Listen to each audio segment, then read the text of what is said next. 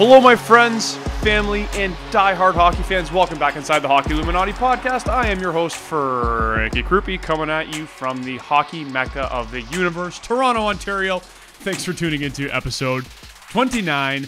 Today we're going to do something kind of different, kind of unique on the show. I've always wanted to interview a pro hockey player and do it with a specific narrative that is this. Let's really zero in on the first 18 years of their lives. So from the time they were born to the time they were drafted into the NHL, I want to know and focus on what exactly transpired in their lives that allowed them to morph into the 1%. And actually, it's more like 0.1%. Yeah, the odds of you playing even a single game in the NHL is 0.1%. So how do these people get there?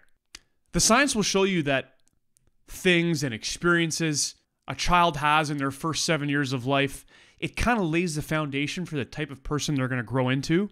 And I'm curious, what are the first 7 years of a pro hockey player's life like? When did that pro hockey dream start to form? How did it form? When did that dream start to look like a reality? What was the driving force behind that dream? What were their parents like? What type of life and environment did their family provide? What were they like in high school? What happened in their minor hockey career that allowed them to develop faster than their peers? Has it been all smooth sailing? Is that talent you have God-given, or is it nurtured? If it is God-given, why do you think God gave it to you? Etc., etc., etc. There's so many angles you can take in dissecting the first 18 years of a pro athlete's life. And it's really fascinating when you think about it.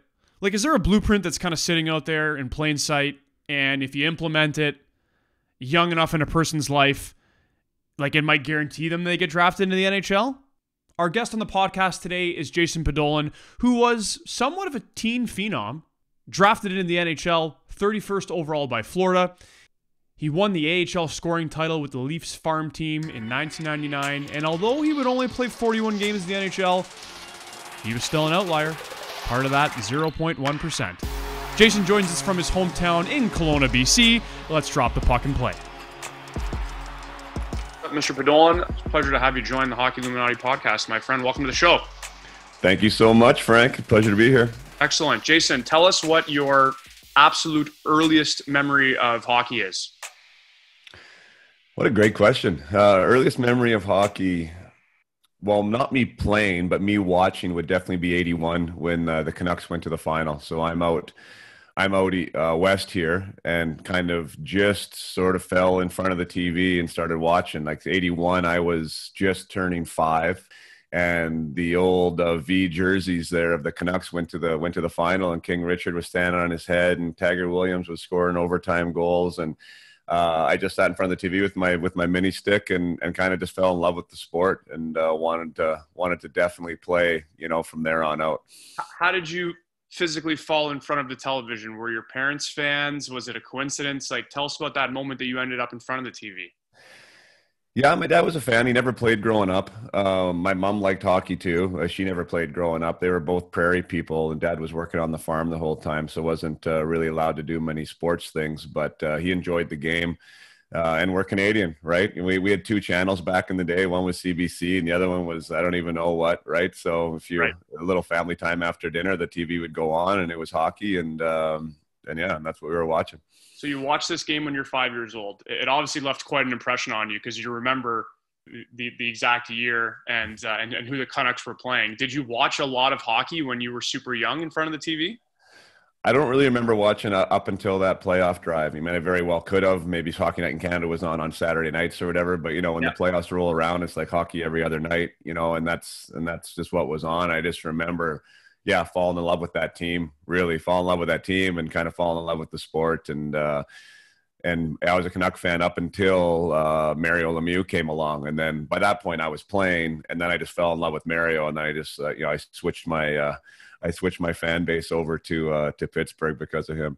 Okay, excellent. It's funny, they talk about scientists and other experts will talk about the fact that the first 7 years of a child's life are so important, right? Their brain is downloading programs, and they're almost in a hypnotic state up until the age of 7. So it sounds like at an early age, at least from 5 years old, you were being hypnotized and downloading some NHL professional hockey programs into your brain. You think that's accurate to say?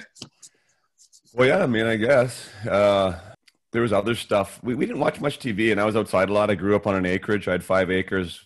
Like I said, 2 channels growing up. I wasn't really in front of the TV very much. I mean, hockey was kind of a special thing to go on. So maybe there was a little bit of that, magic sweet spot there, right? Where, the TV is allowed to go on, and now I'm allowed to watch it. And it happens to be hockey. So, it was sort of one of those things. And obviously, I mean, had a love for the sport. I really, although I couldn't skate when I first started, which is kind of funny. I guess nobody can really skate, but like, I just wasn't great at all. And so I wanted to be a goalie because I'd grab the end of the boards, and I don't remember this. My mom would tell me. So I'd scurry down to the net and stand in front of it because I couldn't really skate. So when I first started, I wanted to be a tender. And then kind of ironically, one of my strong suits was being a great skater. So there you go. That's right. You had a lot of power in your stride from some of the videos I've seen. You mentioned Mario Lemieux was someone that you kind of gravitated towards. Do you remember looking at him and kind of saying to yourself, like, I want to be him one day? Oh, 100%. Yeah. I mean, I've thought of that now, these kids growing up now, and like the content available on their players, like that they want to see, right? I mean, I could only watch Mario if he happened to be on TV, or if there was some VCR tape that was made of him, essentially, right? Or if he scored a good enough goal that it would make the top 10 or whatever, right? Of those scenarios. So it was hard to find content on your guy, He was like a forbidden fruit a little bit. Yeah, well, a little bit, right? I mean, it wasn't just accessible, that's for sure. So, anything I could absorb from him, like I remember one of the All-Star games there when they did the old breakaway shootout, when they'd loop back to the blue line. Like I remember watching those moves and trying to emulate those moves. And, the goal that he scored in the Stanley Cup Finals against North Stars when he went inside, outside on that D-man and then walked the goalie. There's moments there where you got to see him and then I could absorb that stuff, but it wasn't easy just to see, a highlight reel whenever you wanted of your favorite player. So you kind of had to be pretty curious, and pretty passionate about the player you're following. And I guess it left twice the impression on you because when you did see him again, it was kind of like, oh, wow, there's my guy. There's that forbidden fruit. And maybe it drove you a little bit more to, you mentioned something interesting earlier. I believe you said your father didn't play hockey? No, never played hockey.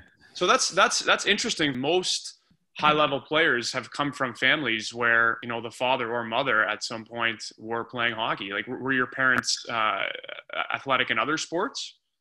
My dad would claim he's a natural athlete, which is kind of a funny joke. But, I mean, he does take to things quite quickly. My mom, I would say, is not much of an athlete. I think she would admit that as well. But they never...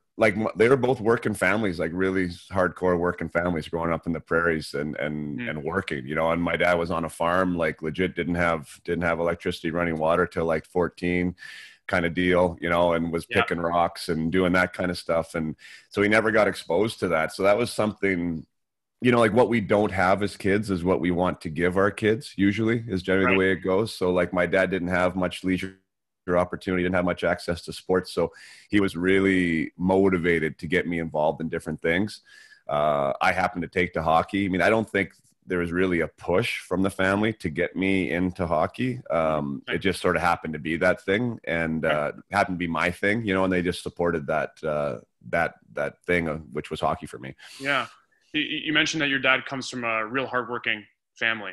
One of the principles that is talked about in Think and Grow Rich is that legacy drives behavior a little bit. So if you come from, a culture, a family legacy that has a history of hard work, those values get passed down to you at a very young age. Do you think that that's something that is accurate in your situation?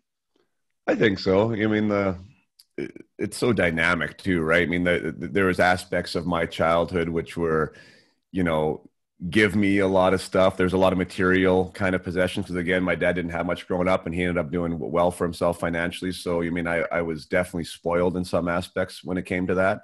And I think sometimes my dad would see maybe me getting spoiled and all of a sudden I'd be on the construction site digging ditches and picking up stuff. And so there was this kind of this ebb and flow, peaks and valleys sort of what he thought was appropriate at the time, or I guess my mom was involved in that too. But, there's obviously a balance, right? I mean, he tried to instill those things. He demanded, that I did work hard on the ice. I think that was something that was a little bit innate to me. Like I always kind of enjoyed the grind a little bit, to be honest, found a way to embrace that. And that's definitely one thing that I talk about now with my own kids and with the athletes that I'm working with is that there's those little mini competitions with yourself. Doesn't have to be anyone else out there, right? But what kind of standards are you going to be about? What are your expectations for yourself? And when you start kind of thinking about that at a younger age, it definitely helps that process of trying to be great at anything, let alone a hockey player. When did you actually start playing competitively?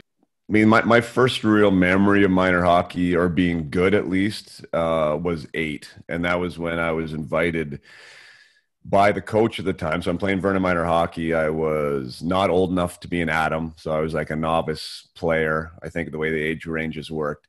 Mm-hmm. And they invited me out to try out for the top, the AAA Atom team here in Vernon.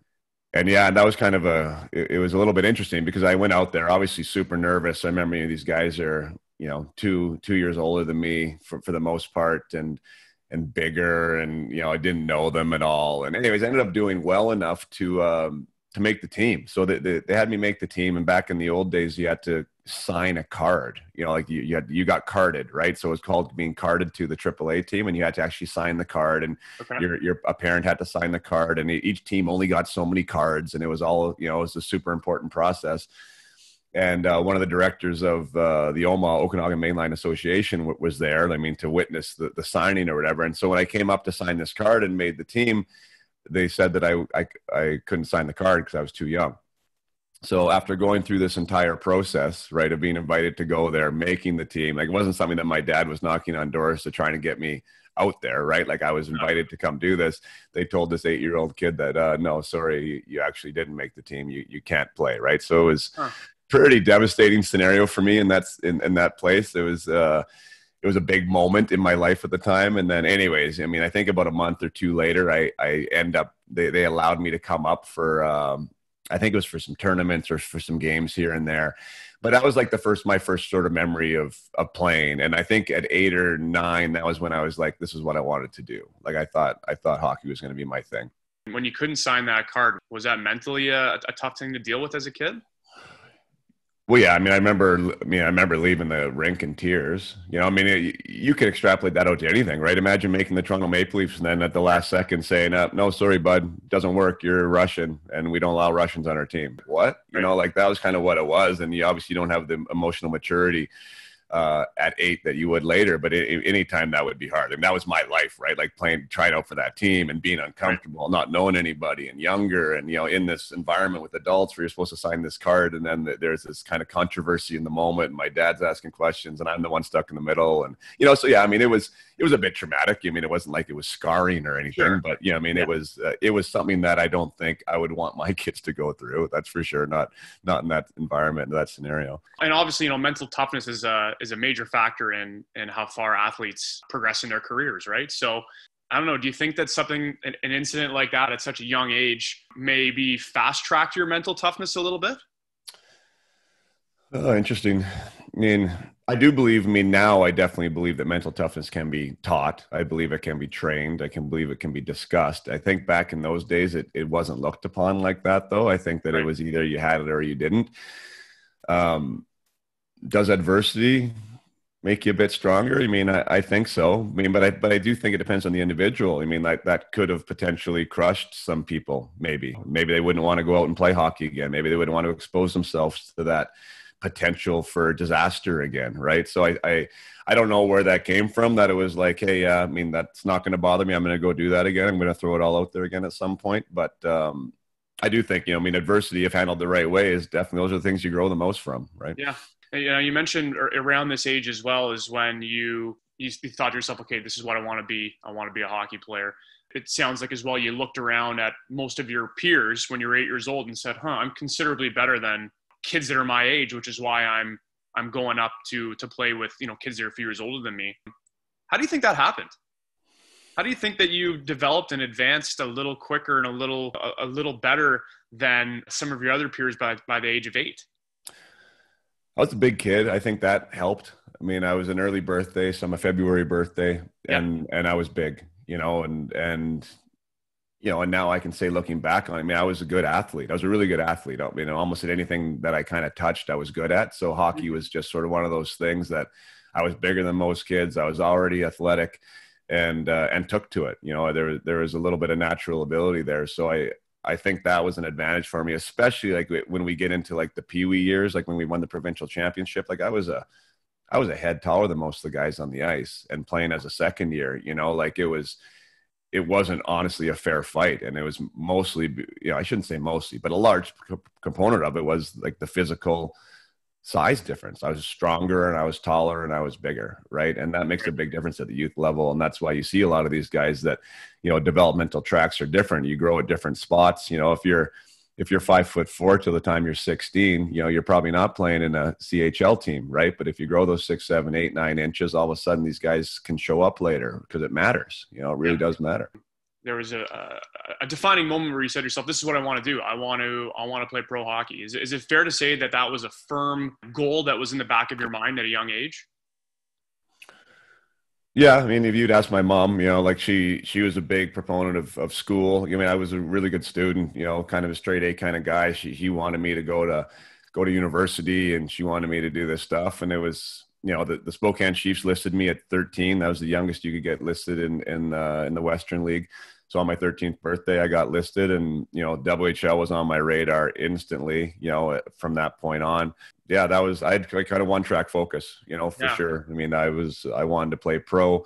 And then like, for me, like there was a lot of lights on me kind of from a young age. Right. So it almost wasn't like it was this crazy dream, euphoria, snap out of it kid. It was like, I was kind of the guy that was, if there was somebody who was supposed to make it, it was kind of supposed to be me. So it was like, it was believable to me, right? It was something that was attainable, and obviously something that I worked towards and worked hard at, but it wasn't, some guys, I mean, I have my own podcast, and I've interviewed a lot of guys where they were like, yeah, I mean, NHL wasn't even on the radar for me until some point, right? Which is like well past the point that it was on the radar for me. And I think that's just an interesting thing with the progression, right? I mean, everyone does come at it differently, and everyone develops differently. And in some instances, I kind of wish that I was a little bit later, to be honest, because it was just different, right? I mean, being 13 and having 13 WHL teams like put their name in the hat to try and list you, and kind of being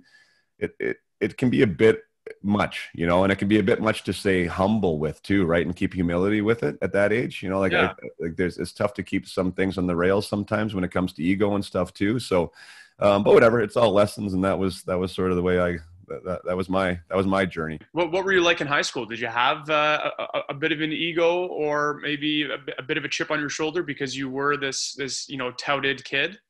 I think it would probably depend on who you asked. I think, I definitely had some swagger, I would say. Like I was confident in most situations. I mean, I was comfortable around adults. I didn't have a hard time talking to adults. I was bigger than most kids my age, and because I was hanging out then too, I mean, I was playing in the BCJ at 15, right, with 20-year-olds. So I was in grade 10, right? So you're hanging out with 20-year-olds, you're hanging out with older people. There's kind of a little bit of a, I don't know, that rubs off too, right? You don't act like a 15-year-old anymore. You start acting older, right? And then, so I don't know. I think I was a good person through it all. I do. I don't think I was rude or a dick, but I mean, I definitely had some swagger. I mean, I was cocky. Some people would say I was cocky for sure. Yep. I think I probably was to some people. Did you surround yourself with friends and other people that had like-minded goals?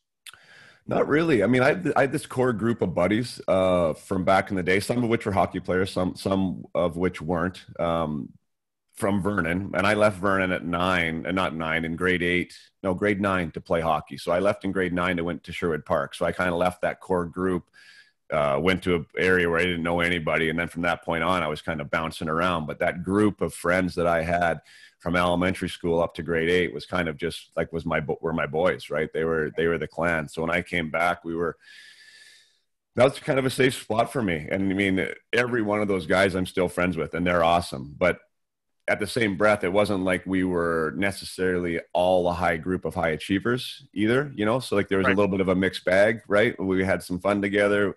It became it was almost a little bit of like a release, right? Like now I'm not this guy, this hockey player. Now I can just, hang out with the boys and have some fun kind of deal. Yeah. Yeah. Excellent. What age did you start really seriously training and maybe making some sacrifices in terms of hanging out with buddies, going to parties, like that kind of stuff? I remember, yeah, I mean, it's so crazy, right? Because the hockey world's changed so much as far as even like what was expected. Like when I was drafted, we were definitely expected to go to camp in shape. I mean, like that revolution had started, for sure. But, 10 years previous to that, like 9, 10, it wasn't like, off. I remember going to a gym, but I didn't know what I was doing in there. We all trained like bodybuilders, right? You're doing bench press and, bicep curls, and then you'd go home essentially. There was no real understanding of how to train for your sport. But I do remember at a young age, like, yeah, one, going to the gym and doing what I thought I could do there. And two, like being dedicated with rollerblading or my slide board or things like that. We had a 3-car detached garage up on our acreage. So like that in the wintertime would be, my dad would flood that. There wouldn't be a car in there, and that'd be my own little private arena. Okay. So like I remember, so stuff like that, right? Like I would have a rollerblade route that I would time myself on. I would do hill sprints. Like I would do stuff like that I don't think a lot of 13, 14-year-olds were doing, and I did that on my own, not because anyone told me to do. So I definitely had an intrinsic drive to get better and was trying to do it, the way I knew how, right? It was very uneducated process, but yeah, I mean, I was dedicated outside of the game. As far as socially, like socially, I think I did what most kids did, like not during hockey season, but definitely in the off season. Like I would go out with my buddies. We'd have some beers. We'd go to parties, right? I was chasing girls. It wasn't like I was this guy that stayed in my room and watched VCR tapes of Gretzky all the time. I think there was a good balance there, maybe even not enough focus, right? But I don't know. I don't think that really held anything back either. I mean, I think that there needs to be a balance, and I think it depends on the personality. You have to be able to enjoy what you're doing and why you're doing it. And if it's just work all the time, sometimes it doesn't work out. Right. So, here we've got a situation as well where you've got your own private rink, so to speak, spending hours on your rollerblades, cruising around. You're doing this all on your own accord. Is it fair to say that when you had reached the point, I believe what was it, 240 points you put up in minor hockey as a 15-year-old? Is it fair to say maybe that when you reached that point in your career, when you won the championship, that you had put in your 10,000 hours of hockey practice? Yeah, the old Malcolm Gladwell. Yeah, that'd be a great thing to. I don't know. I mean, I wouldn't. I'd actually probably say not, to be honest, because there's no such thing as spring hockey then, and maybe not on ice, but just hockey in general, because you talked about rollerblading as well, right? Mm-hmm. I'm sure maybe you were screwing around with hockey sticks as well. So maybe let me rephrase that. So 10,000 hours of, let's say, hockey knowledge / physical training.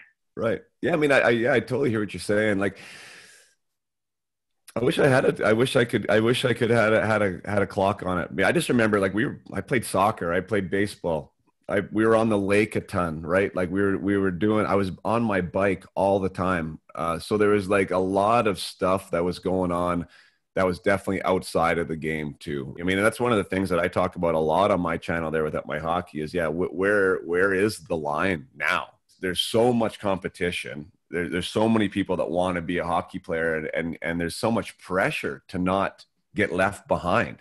And how do you not get left behind, right? I mean, I think that's a really interesting conversation. And I don't know. I'm still of the belief that the balance needs to be there. There's going to be a time where you can turn into a one-sport athlete, but I think it's way later than most people think. I think it's more like probably 14, 15, maybe, like where you can start really digging in. Up until then, I think the diversity of other sports, being active, allowing your body to grow and adapt and respond to the different forces you're putting on it from doing different things is going to make you a better athlete, which is going to make you a better hockey player. So, I mean, I was definitely of that old school scenario where, yeah, I mean, when it was hockey time, I was like wintertime. Yeah, I was on the ice a lot. Right. And I was doing things. Spring, I would do some work too, but there was a lot of other things going on other than hockey. So I don't know about that 10,000 hours. Maybe you're close. I mean, you probably got close. It certainly sounds like you, from a physical standpoint, at least you were developing a little quicker. because of all these other things outside of the sport you were doing. And I definitely agree with you. I mean, I've interviewed, several NHL players, and, just what everyone I've talked to, they were all competitive, semi-competitive athletes in other sports, right? Right up until they kind of had to make a choice, right? Mm-hmm. So I'm on board with you on that. So, we've talked about the physical side of the game. Obviously, you were developing and maturing a little quicker physically as an athlete, as a youngster. Tell us about the mental side, okay? Because, anybody who's super successful, who's played professional sports, musicians, actors, etc., they all understand the power of autosuggestion and of visualization, right? Holding a goal, attaining it in your mind, visualizing yourself scoring those goals, whatever the case may be. Can you speak a little bit to, when you may have discovered this, ability, this mental ability that we all have perhaps, and maybe started to implement some of these, visualization and now autosuggestion techniques as a youngster? Pretty haphazard. I was a curious kid. Once I realized reading a book wasn't something that just nerdy kids did.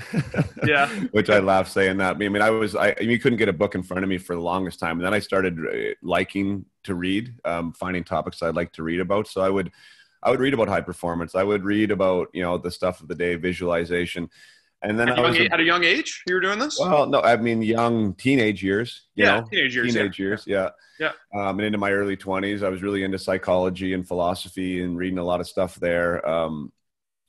So I was trying to apply, but it was a bit haphazard, to be honest. And that's one of the things is why I'm so passionate about what I do now, is because that was the big empty block where I wasn't dialed in. I was mentally tough in the sense that there was stuff that I went through that I know a lot of my buddies would never have been able to handle and be able to play with, meaning whatever tension from a coach or, there's a million and one things that happen on the road to trying to get to the NHL that could break a lot of people, so I don't feel that I was easily broken, mm-hmm. But boy, when it comes to my ability to improve or my attention of a growth mindset, which I know now, right?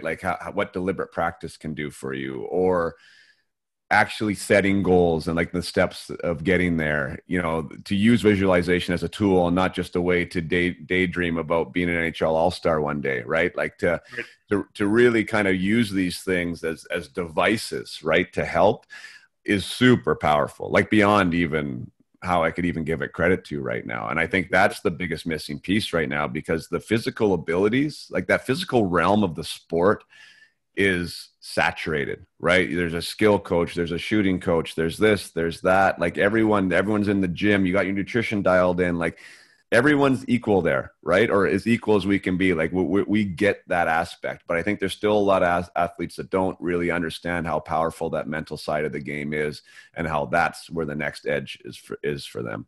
100%. And I think the fact that, in your teenage years, you were even interested in that topic and doing the reading, even though maybe you weren't fully implementing those concepts. It takes years for people to master the mindset, right? But I think the fact that as a teenager, you at least were curious and looking into that kind of stuff, that definitely played a role in moving you forward. And it's interesting. I want to ask you, maybe you've heard Jim Carrey. He's talked about at times when he was a young man, he wrote himself an imaginary check for $5 million. Have you ever heard this story? Yeah, I did. Yeah, but you can tell it again. Yeah, he used to sit in his car when he was a youngster, and he wrote himself an imaginary check for $5 million, and he held it up and he said, "One day I'm going to cash this with my acting salaries." Did you ever do anything like that when you were a kid? Well, a little bit, I fell short of some of them. One of them that I did have, I remember in grade 7. So what are you there? 12. We all had to have a picture of ourselves with this cloud bubble of what it is we were going to become or what it is we were going to do. And I just remember mine saying, my dream is to be able to play and perform for a National Hockey League team. I just felt that was interesting because a lot of kids would say, to play in the NHL, and I put that extra word in there, and perform. So I sort of had this, this idea of what success was going to be for me, that, that I wanted to be a player in that league, and I wanted to be a player for a long time. So I mean, I guess that'd be my closest thing. I didn't really have any finite goals. I did want to win a scoring title. That was one of I wanted to win a scoring title in the NHL, which now sounds completely laughable. But for a long time, for me, it was, it wasn't laughable. It was something But you that I won thought one in was the very AHL, didn't attainable. you? Yeah, I won a goal scoring title in the AHL. Yeah, I did. Yeah. Which is amazing in itself, right? Yeah, no, 100%, 100%. Yeah, I mean, and I mean, you look back on things and it's like, woulda, coulda, shoulda, but at the end of the day, it's hard to do what we all want to do. There's only so many jobs, there's so many intangibles, and it comes down to a lot of things other than just doing it right. I mean, obviously there'd be some things that I think I should have played more than 41 games. I know that, 100%. Some of that's on me. Well, most of that's on me. I mean, I teach accountability now. You have to be accountable, but there's other things outside of your own doing that are involved in some of those decisions that get made. And that's the way it goes sometimes. 100%. There is certainly an element of luck and beneficial circumstances that do come into play, right? Yeah, no, 100%. Was there a driving force behind wanting to get as far as you could in pro hockey? So, a lot of people will talk about, it's great to set goals and it's great to chase those goals, but you almost have to have a bit of a higher purpose with those goals, right? And for some people, that higher purpose could be, making a ton of money so they could buy their mom a house who's worked hard her whole life, or become an inspirational figure for others, or maybe make a ton of money to buy yourself a Ferrari, whatever the case may be. Was there a higher purpose that you had when you looked at your goal of becoming a pro hockey player? I think there's more an intrinsic thing of just trying to be the best that I could be, I think, and whether that was for me on an internal level or whether that was for others in the environment, right? Because there is some pressure. There's some pressure outside of yourself for sure, and not necessarily direct, like, you need to do this, but, there's expectations, I think. And I think sometimes those expectations are a bit of a driver as well, right? So you have the external expectations, the internal ones, and from that calibration, being a minor league goal scorer was never part of that calibration. Right. Like it was like, like being somewhere else was my definition of success. And I think that was kind of what it was. I mean, what is successful? And that's interesting because that's a mindset piece, right? Like me having that goal of having a result in a certain place was kind of backwards. It should have been about me getting better, me improving, me trying to become the best player I can be, instead of being so results oriented. And Right. And that's where you can get hung up. That is one of the key things I talk to guys now is like, how do you set up your goal of arriving at the place you want to be at, but in a way that it's not results oriented about the goals or the assists or whatever. It's about you getting better to get there. Right. So, I got caught up in that for sure. Being pouty about not being in the place I wanted to be, right. Being focused on what I didn't have instead of what I had. Right. Like, it's human nature, right. For a lot of people, that's what, and I got caught up in it sometimes, especially when things aren't going well and you're not in that. You're out in Newfoundland, scoring a ton of goals and the phone's not ringing and why me? And, like it's a tough struggle sometimes. Yeah, no doubt. What type of advice would you give to a teenager who has dreams of playing in the show one day? I say enjoy it. I really do. I think that like that aspect of being able to frame whatever is going on in front of you to be a positive for you, like to find opportunity in every situation and to enjoy the ride, like to really have fun. Ask yourself, how do I have fun in this environment? Yeah. Right. Whether it's a training camp, whether it's a game or a practice, like you need to find ways to enjoy what you do because it gets way too business-like, way too young now. And even guys at the top level, when it becomes business and it's super serious like that, it is a sport. I mean, it really is a sport. And I believe, and I know I played my best hockey when I was enjoying it, when I was having fun, when I was free, when I was in that thing called a zone. Right. And that's for me, that wasn't gritting my teeth. For me, that wasn't squeezing my stick hard. It was having fun. Right. And I think that when we do have fun, then a lot of these other challenges and these adversities that we face become, they're not mountains anymore. They're more like hills. Right. We can get over them. We can get through them. Right. Interesting. I like what you said about you gotta find fun and positivity in every moment, right? Because at the end of the day, your thoughts are things, and every single one you have is going to affect you one way or the other. So to find enjoyment and positivity even in the grueling moments, I think that's really what it's all about. So Well, that's what I mean. Yeah, I mean, you said it, but like, we are the creators. Like, that's the big, massive, for me, it's a huge perspective shift. Like, once I started to get that yeah, the things that go on around us, like our events or their circumstances or whatever they are, but we create the experience. We create the meaning, right? So when you put yourself in charge of like, where is the fun in this? Like, how do I make this fun? Right? Like, then it's on you, and the accountability is on you, and you're not waiting for somebody to make you smile or somebody to make you laugh or whatever, right? So you can find joy in the grind. And that's a powerful thing if we can really understand what that's all about, especially for these young athletes and my sons now, like they're starting to see that, and it's really rewarding for them, for me to watch them understand that process, because I mean, there's millions of adults in the world right now that don't get that, and are stuck in it. Right. Yeah, absolutely. Absolutely. So we're going to wrap up here, Jason, with, you mentioned that you've got a good draft day story with the Panthers. So share that with our audience. Yeah, well, I know you're from Toronto yourself. I know you have a lot of Maple Leaf fans that follow you. So, I mean, it's relevant just one, I did come to the Leafs, right? But the genesis of me getting to the Leafs and that trade for Kirk Muller really started on draft day in 1994. Yeah.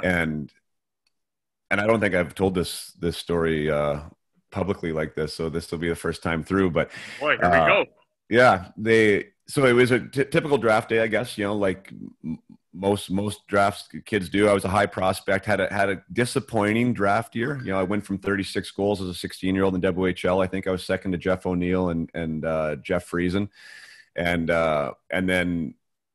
then had a disappointing year. I had some problems with the coach. That's some of the adversity I was talking about earlier. Brian Maxwell was not getting me on the ice. We were having a really hard time seeing eye to eye.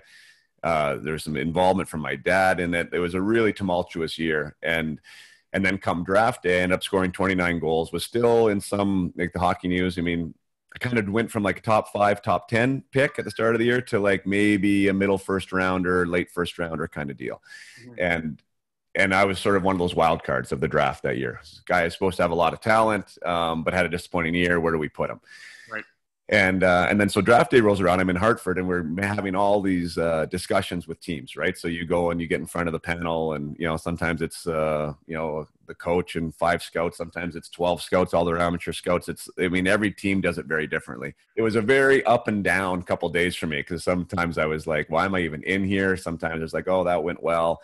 But long story short, my last draft day meeting was with the Toronto Maple Leafs. So it was the last one of day 2. It was the night. It was like 5 hours before I was supposed to go to sleep for the draft, and it was I was told to go to this room, like a hotel room, right? And most of them were in like conference rooms or whatever, and it was like this room number. So I go up there and 18-year-old kid, not really know what I'm getting into, and it happens to be Cliff Fletcher's hotel room. Wow. And it's only Cliff. So that sounds a little sketchy, like now when I say that story, because like I'm sure they wouldn't do that now. Like he wouldn't invite me into his hotel room, like where he actually sleeps, and not have anyone else there, right? Yeah. So it's like me, 18-year-old kid, and Cliff Fletcher. But I mean, anyone who's met Cliff Fletcher, like he is, the most gentlemanly man, right? Like everything was completely above board. He was 100% amazing. Shook my hand. I sat on one. He had 2 queen beds in there. I don't know why. I sat on one bed and he sat on another one. And he just chatted with me for a little bit, like a human being, which was very rare at the time. Like how's the draft been going? This, that, and the other. And then he stood up and he said, "Well, I want to tell you something. You're going to be our pick tomorrow. You're going to be our first pick tomorrow at the draft." And he's like, we pick 18. I think it said, I might get the numbers wrong here, but he goes, "We pick 18. We don't think we're going to get you there. So we're going to make a move early to trade up." And he shook my hand. He says, "You're going to be a Maple Leaf tomorrow." Wow. And I was just like, holy smokes, because, whatever. I mean, one, that usually doesn't happen. And 2, like to have a GM, like look you in the eye and tell you you're going to be a first rounder. So I knew I was going to be a first rounder, at least I thought I was. And I left that room. I told Mike Barnett, my agent, what happened. He's like, "He told you that?" I'm like, "Yeah." And he's like, "Holy smokes." It was super exciting going to draft day. Sure enough, Toronto makes a trade from 18 to 10. So now I'm sitting in the crowd going, wow, I'm going to be top 10. Like, this is unbelievable, right? I'm going to be top 10. they ended up making another trade. I think they went down to 14 or something. And it was really weird at the time too. Like they have the mics on the table. So when they made the second trade, like one of the mics on the table turned on and you could hear my name, like definitely get spoken, like over top of like everyone listening. So like, I'm still excited, right? I mean, top 10 would have been awesome, but like 15. So would have been great too. Cliff Fletcher rolls up to the podium. We select Eric Fichot from, the Kingston Frontenacs or whatever they were. And so like my heart obviously just sunk, right? Because I mean, it wasn't 12 hours later since, Cliff Fletcher told me he was going to take me and trade up for me. And I knew too, after that point, that most of those teams that I talked to after Toronto picked, like weren't necessarily big fans of mine. I didn't think, so then I sat, right. And I sat and it felt like eternity, especially when you think that you're going to go 10, right. I ended up going 31 to Florida. Which, oh, poor me, right? But at the time, being 18 years old, like it was devastating. I mean, it was a tough pill to swallow. I would end up being Florida's third pick that draft, right? So they picked Ed first overall, Ed Jovanovski. They picked Rhett Warner 26, and they picked me 31. So 31 still awesome, but I was the third pick of that organization too, right? Wow. So like that's a big difference in the circumstances of NHL life. Anyways, take the pictures, do everything. I end up leaving. And Cliff Fletcher catches my eye, and he actually leaves the draft day to his draft day table, walks over, puts his arm around me, shakes my hand. And he's like, Jason, our head scout, I think it was Pierre Dorian at the time, their pro scout, passed away of a heart attack. I don't know if it was that night or the week before or something. He said he passed away. He said, we had a change of heart this morning because Fichot was his guy, and we thought in memory of Pierre that we had to do him his honor, and so we drafted Eric. Wild, right? You talk about circumstances and you talk about opportunity, and like the death of their pro scout had a heart attack was what changed their mind, kind of in the moment to not take me and to take Eric. And then, anyways, as that story rolls out, Cliff ended up getting his guy, which was me. Like a year, whatever. I guess it'd have been 3.5 years later after my first year pro. Unfortunately for me, he got fired that summer, and and everything else sort of changed for me with that organization with Cliff leaving. But anyways, really wild story. I mean, the things that happen on draft day, you never know what's going to happen. And anyways, and in testament to Cliff too. I mean, my agent said that he's like, he did not have to come down there and say that to you. He did not have to apologize, and he's right. I mean, he also didn't have to tell me he was going to take me either, I guess, though, right? Yeah.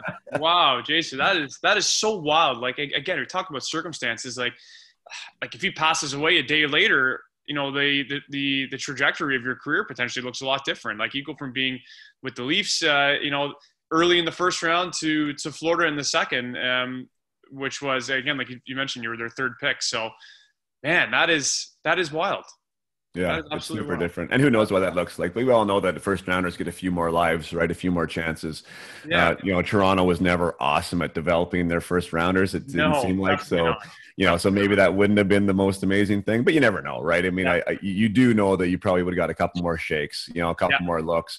And it helps, right? When a guy like Cliff is in your corner, like I was really excited when I got that trade, like, cause I knew that he had always liked me. Right. And you're going to get an opportunity. And anyways, I mean, such is life, but that was a real tough pill, like that draft day. And it's funny, right? Because you sound like you're a petulant little, spoiled kid, but it's like, it's all about expectations, right? Yeah. I mean, if I expected to go 40 and I went 31, I would have been ecstatic. Right. But if you're expected to go 10 and you go 31, that's like, wow, that's mind-blowing at 18 years old. But anyways, it is what it is, but it's kind of a funny one to look back on now. Yeah, it's almost like it's a little similar to the situation you have when you're 8 years old. You thought you were going to end up somewhere, and then life comes full circle 10 years later. So there you go. Good connection. I like it. That is wild. Jason, that's a fascinating story. Thanks for sharing with us. Really quickly, where can people find your podcast and Up My Hockey in general? No, I appreciate that. UpMyHockey.com is everything about my mindset stuff, my mentoring, some of the online programs I offer there, which I'm really proud of, and I think that anyone can take advantage of them. I also have a parent community, which I'm a parent myself, so I understand how difficult it is to navigate that space. So I've developed a really awesome supportive community of parents from across North America, where I also bring in experts in different topics outside of the things that I think that I'm pretty well versed at. So there's a lot of content in there. That's a private Facebook group called Up My Hockey.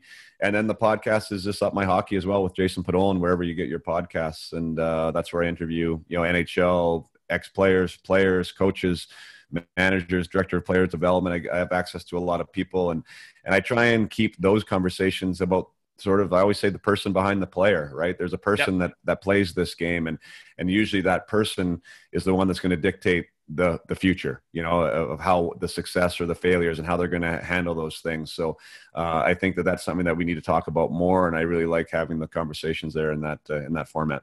For anyone who's listening, check out Jason's podcast, Up My Hockey. He's got some great guests that have joined him, and he gets deep, kind of like we got deep here today. It's been a great conversation. Maybe we can do part 2 with Jason at some point and pick up your life after this draft day. Yeah, I know. Sure, that'd be great. Oh, and I always forget about social media, but I am on social media. My Jason Podollan on Instagram is probably where I'm most active. So if you want to follow me there too and see what I'm all about, that's cool. Excellent. Give him a follow, and give us a follow as well at the Hockey Illuminati if you do not. Everyone, thanks for tuning in. Jason, thanks for being here, my friend. This was great. Awesome. Thanks, Frank.